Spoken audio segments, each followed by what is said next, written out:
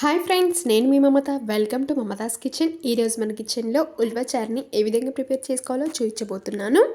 ఈ ఉల్వలకి చారు కనుక చేసుకున్నామంటే ఉల్వలు స్నాక్స్ లాగా తినొచ్చు. ఇది రైస్లోకి కానీ మనం ఓన్లీ ఉల్వ చారు కూడా ఒక గ్లాస్లో పోసుకొని తాగొచ్చు. చాలా అంటే చాలా హెల్త్ అండి ఇది. ఎస్పెషల్లీ డెలివరీ అయిన వాళ్ళ కోసం అయితే చాలా చాలా హెల్త్ అంటే ఇది. మనం చాలామంది డెలివరీ అయిన వాళ్ళ కోసం అయితే ఉల్వలు స్పెషల్గా తెప్పించి వాళ్ళ కోసం చేస్తూ ఉంటారు. అంటే ఇది అంత బలం అన్నమాట. అందుకోసమే ఉల్వ చారు అప్పుడప్పుడు చేసుకొని తినండి. అటు ఉల్వలు స్నాక్స్ లాగా బాగుంటాయి. ఇది రైస్లోకి సైడ్ డిష్ కర్రీగా సూపర్ అంటే సూపర్ టేస్టీగా ఉంటుంది. ఒకసారి ఈ విధంగా ట్రై చేయండి నేను చెప్పినట్టు. అందుకంటే ముందు మా ఛానల్ని ఎవరైనా ఫస్ట్ టైం చూస్తున్నట్టయితే ప్లీజ్ ఒక లైక్ చేసి సబ్స్క్రైబ్ చేసుకోండి. మీకు లైక్ చేస్తుంటేనే నాకు కొంచెం మోటివేషన్గా ఉంటుంది. ఇంకా లేట్ చేయకుండా వీడియోలోకి వెళ్ళిపోదాం. ముందుగా ఒక కప్పులోకి నేను ఉల్వల్ని పూర్తి ఒక కప్ వరకు తీసుకుంటున్నాను. అది ఒక బౌల్లోకి పోసుకొని శుభ్రంగా ఒక 2 to 3 టైమ్స్ వాష్ చేసుకొని ఆ తర్వాత నీళ్లు పోసి నానబెట్టుకుంటున్నాను. ఒక 2 hours వరకు నానబెట్టుకోవాలండి. ఇన్ కేస్ మీరు నానబెట్టుకోకుండా పర్వాలేదు, డైరెక్ట్ కూడా కుక్ చేసుకోవచ్చు. నేను నానబెడితే కొంచెం మంచిగా వస్తాయని చెప్పేసి ఒక 2 hours నానబెట్టాను. ఆ తర్వాత ఈ ఉల్వలన్నిటినీ కూడా కొంచెం గాలించుకోవాలి. అడుగున ఏమైనా ఇసుక గినుక ఉన్నట్లయితే మనకి తినేటప్పుడు తగులుతూ ఉంటుంది. మనం కుక్కర్లో వేసుకునే ముందు కొంచెం గాలించుకోండి. ఆ తర్వాత శుభ్రంగా కడుక్కొని ఒక పప్పు కుక్కర్లోకి వేసుకోవాలి. ఒక కప్పు ఉల్వలకి ఒక 2 to 2.5 cups వరకు వాటర్ని తీసుకోవాలి. ఎలాగో మనకి చారు కావాలి కాబట్టి కొంచెం ఎక్కువగా పోసుకున్నా ఏం పర్వాలేదు, మనకి చారు రూపంలో ఉంటుంది. ఇలా పోసుకున్న తర్వాత మూత పెట్టేసి స్టవ్ మీద పెట్టుకుందాం. స్టవ్ మీద పెట్టాక ఒక 3 to 4 విజిల్స్ వచ్చేంత వరకు కుక్ చేసుకోవాలి. మీకు ఉల్వలు అనేవి ఇంకా ఎక్కువగా కుక్ అవ్వాలి అనుకుంటే, మెత్తగా కావాలనుకుంటే ఒక 5 విజిల్స్ వచ్చేంత వరకు కుక్ చేయండి. మ్యాక్సిమం అయితే ఒక 4 విజిల్స్ అనేవి కరెక్ట్గా సరిపోతాయి. ఇప్పుడు ఇది పూర్తిగా చల్లారిన తర్వాత మూత తీసేసి ఈ విధంగా ఉంచుకుందాం. ఇది కాస్త చల్లారాక మనము ఒక స్ట్రైనర్ తోటి ఒక గిన్నెలోకి ఉల్వ చారుని రెండింటిని కూడా సపరేట్ చేసుకుందాం.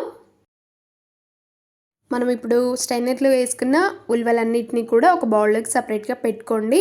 ఇప్పుడు ఈ ఉల్వ చారు అనేది మనం పక్కన పెట్టుకున్నాం కదా. ఇప్పుడు ఈ ఉల్వ చారులోకి 1 గంట వరకు ఉల్వల్ని యాడ్ చేసుకోవాలి. ఇలా యాడ్ చేసుకోవడం వల్ల కొంచెం గ్రేవీగా అండ్ టేస్టీగా బాగా ఉంటుంది. అందుకే 1 స్పూన్ వరకు యాడ్ చేసుకోండి. వేసుకున్న వెంటనే ఇది కొంచెం వేడిగా ఉన్నప్పుడే ఇందులోకి ఒక నిమ్మకాయ సైజ్ అంతా చింతపండుని యాడ్ చేసుకోవాలి. అదేవిధంగా ఒక చిటికెడు పసుపుని యాడ్ చేసుకోవాలి. కొంచెం సాల్ట్ని కూడా యాడ్ చేసుకోవాలి. 1 or 2 టేబుల్ స్పూన్ కారాన్ని కూడా యాడ్ చేసుకోవచ్చు. మనం కావాలంటే ఇంకొంచెం లాస్ట్లో యాడ్ చేసుకోవచ్చు.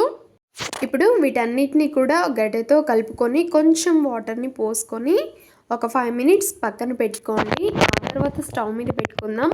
5 minutes ఎందుకు పక్కన పెట్టాలంటే మనం వేసిన చింతపండు, ఉప్పు, కారం అవన్నీ కూడా ఉల్వ చారులోకి కరెక్ట్గా పర్ఫెక్ట్గా పట్టుతాయి. అందుకోసమే ఒక 5 minutes పక్కన పెట్టుకోండి. ఇప్పుడు స్టవ్ ఆన్ చేసి ఈ ఉల్వ చారుని అనేది బాగా మగ్గనివ్వండి. మగ్గనిచ్చేటప్పుడు కొంచెం ఈ చింతపండు, మనం వేసిన ఉల్వలు ఉన్నాయి కదా, వీటన్నిటిని కూడా చేతిలోకి ఈ విధంగా తీసుకొని బాగా స్మాష్ చేయండి.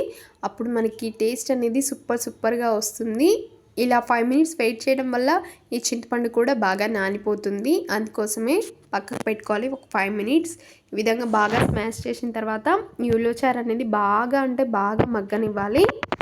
ఒకసారి ఈ టైంలో మనం ఉప్పు, కారం, పులుపు అనేది సరిపోయిందా లేదా అని ఒకసారి చెక్ చేసుకోండి. ఏమైనా తక్కువైతే వేసుకోండి. ఇది చూస్తున్నారు కదా, ఈ విధంగా బాగా మగ్గాలండి. మనకి చారు ఎంత బాగా మగ్గితే మనకి అంత టేస్టీగా వస్తుంది. ఈ విధంగా ఫస్ట్ టైం మగ్గించుకొని తాలింపు తర్వాత తీసుకుంటే సూపర్ టేస్టీగా ఉంటుందండి. అందుకోసమే నేను ఫస్ట్గా ఈ విధంగా మగ్గించుకుంటున్నాను. ఇప్పుడు ఒక 15 minutes వరకు ఇదే విధంగా బాగా మగ్గాలి ఈ చారు అనేది. ఆ తర్వాత స్టవ్ ఆన్ చేసి 1.5 టేబుల్ స్పూన్ ఆయిల్ని యాడ్ చేసుకోవాలి. ఆ తర్వాత 1 టేబుల్ స్పూన్ జీలకర్ర యాడ్ చేసుకోవాలి. ఇప్పుడు ఇందులోకి పోపు గింజలు, శనగపప్పు, ఆవాలు, మినపప్పు వీటిని యాడ్ చేసుకోవాలి. ఆ తర్వాత సన్నగా తరిగి పెట్టుకున్న పచ్చిమిర్చిని యాడ్ చేసుకోవాలి. ఒక 4 వెల్లుల్లి రెబ్బలు కచ్చపచ్చగా దంచుకొని ఈ విధంగా వేసుకోవాలి. ఇవి చిటపటలాడాలి బాగా. ఇవి కాస్త చిటపటలాడాక కరివేపాకుని ఒక 2 రెబ్బల వరకు వేసుకుందాం. ఈ ఉల్వచారులోకి కరివేపాకు అయితే ఎక్సలెంట్ టేస్టీగా ఉంటుంది. చిటికెడు పసుపు కూడా వేసుకోవాలి.